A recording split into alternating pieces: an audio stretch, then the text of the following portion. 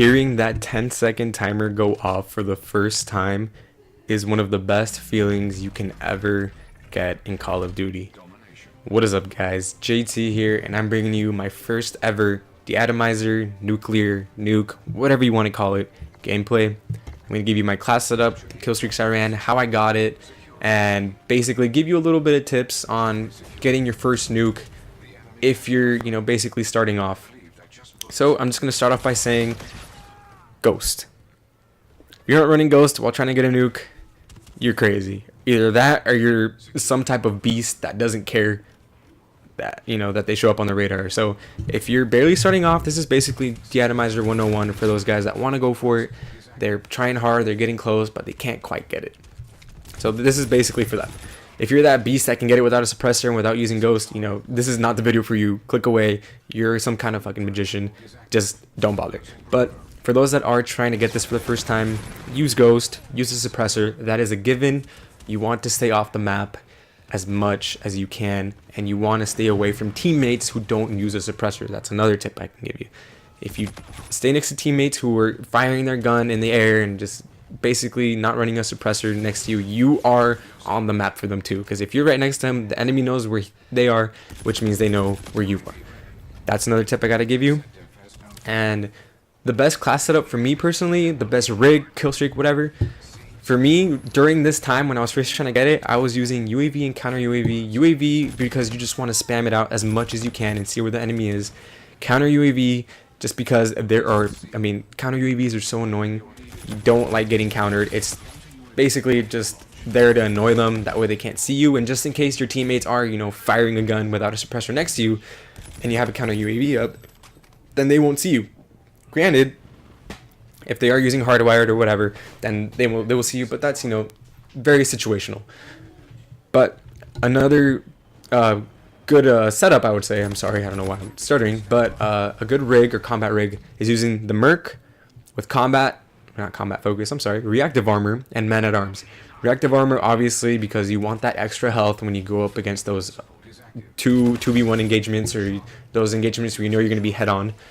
And man-at-arms, because if you guys don't know by now, you will start off with maximum ammo, and if you don't like to run scavenger because you like to run an extra attachment, or just you don't like to run scavenger because you don't have it, man-at-arms will definitely increase your ammo. And on the NV4, which I'll get to right now, it increases your ammo capacity to almost 300, so you're carrying close, if not a little over, if I'm mistaken, close to 300 bullets on you at all times, and that should be enough to get you to a 35 kill streak, and you don't have to use that scavenger space or that perk to basically get you through it.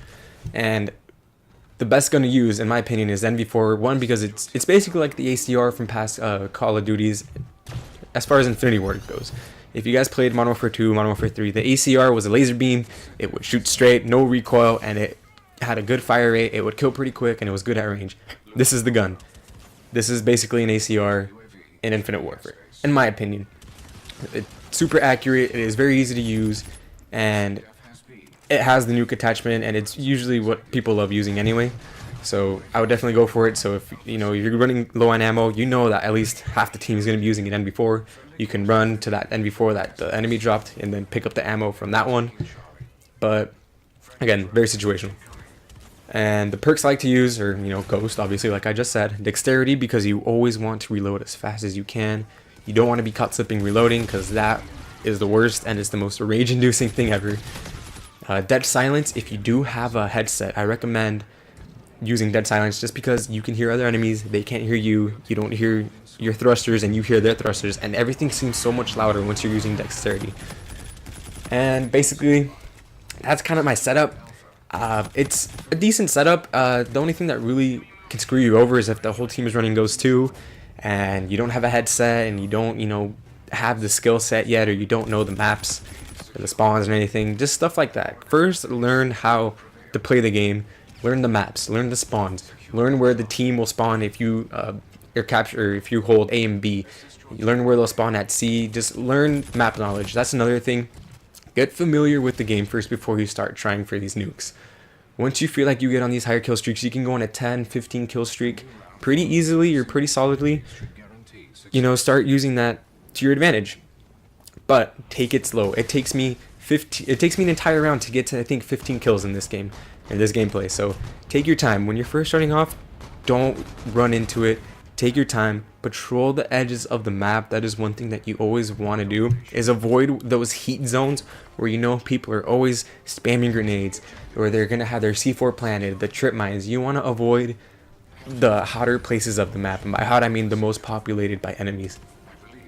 You know, go around the map, pick them off one by one. No, you know, don't get yourself into engagements that'll get you into 2v1s, because you don't want that, especially if you know you don't have your reactive armor on yet or whatever. And another quick tip that I forgot to tell you guys is find a good sensitivity you guys are comfortable with. Know how to basically control recoil. A better sensitivity for you means better aim. So find a recoil. I usually run on a 7. I think in this game I was like on an 8.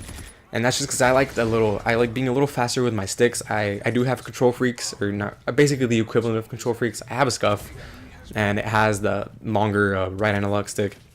So you guys want to use anything you can afford to your advantage. If you can afford a headset, go buy one, use it. You know, if you take this game serious enough to where you want to get it, you know, you should use it. And in general, a headset is always nice to have as far as just, you know, gaming goes. It gives you the upper hand in a lot.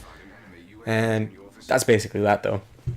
But yeah, you guys want to basically patrol the map, the outer skirts of the map.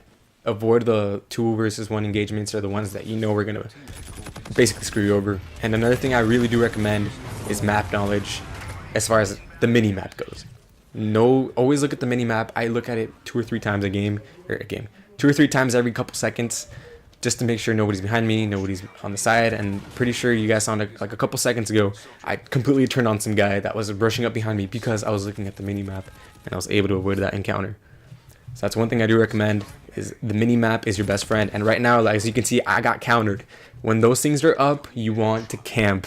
And I'm not lying, you guys. You want to stay close to your teammates. You want to post up somewhere, because you don't know where they are or where they could be. And that's one thing that's really detrimental to, you know, the nuke, is if you don't have that radar, you don't know where they are. So the mini map is your best friend. You want to take advantage of it as much as you can. And once you start feeling that, you know, adrenaline kick in, and you're nervous, your hands are shaking, you're basically jittering, and your aim is off, you want to breathe. Your hands are getting sweaty. You're gonna start feeling the nerves come in, and it's gonna suck. So you really want to just take things slow. You want to push with your team. You want to use your teammates as bait. Do everything you can to avoid getting killed. It doesn't matter. Just if you have to sacrifice your teammate by letting him go first and you get the kill after, totally fine. Do what you have to do. Another thing I recommend is playing with a team, because a team will definitely help you out in every type of way. Even if it's 1 or 2 friends, like, tell them to guide you. If they're on the opposite side of the map, tell them to let you know where they're spawning from, where they're going to, if they're getting close to you, if you can get a flank on them. Because basically during this right here, my teammate was on the other side of the map head glitching, and then he saw this enemy and he said, "There's one coming to you now. Start head glitching." And that's what I did. I was able to get the kill, and after that I was 1 kill off. This is the last kill here. When you get to this last kill, everything is on the line. You want to make sure that you make it count, that you don't mess up, because I've been in this situation many times on my first time where I was about to get it and I died 1 off. So this is where you want to basically save your payload. If you're running reactive armor and you're 5 kills off, save it for those last 2 kills, because you never know. That's the one thing I do recommend, is saving your payload, or the thing that'll give you the biggest advantage when you're close to the end. That way you can get it. And as you guys can see here, I get it right here. I call it in right away, and I start freaking out, and right after you saw, I died.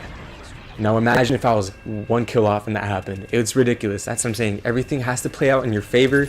You have to be smart, run the right kill streaks, get familiar with the map, and know how to play the game. And you're gonna end up like this, getting a nuke for your first time, seeing that kill feed pop up with 6 other whatever, and you're basically gonna own the kill feed, and you're gonna get that super kill, and it looks fucking badass right after. So that's basically my first nuke. A couple of quick tips I could give, and hopefully you guys can take away something from it. I do appreciate you guys stopping by. Sorry if this nuke was kind of choppy, or the commentary was kind of choppy. It is one of my first times commentating in a while, since I started YouTube, so I appreciate you guys coming by anyway. Hopefully you guys enjoyed the video, and I will see you in the next nuke. Peace out.